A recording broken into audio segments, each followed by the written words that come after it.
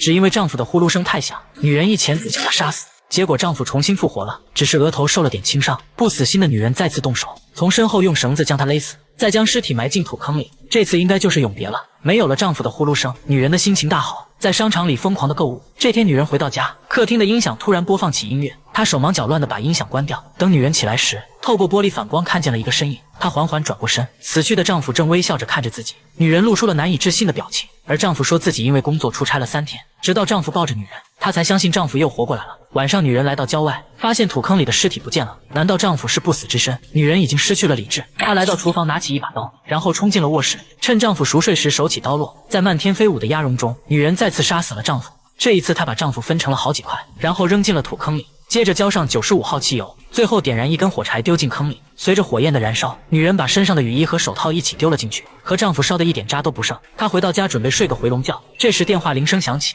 对方说丈夫的保险已经生效。女人这才想起来，几天前自己收到过一封保险单。为了搞清楚这是什么东西，女人来到了这家保险公司，业务员告诉她，这是一种再生保险，可以让死去的被保险人复活。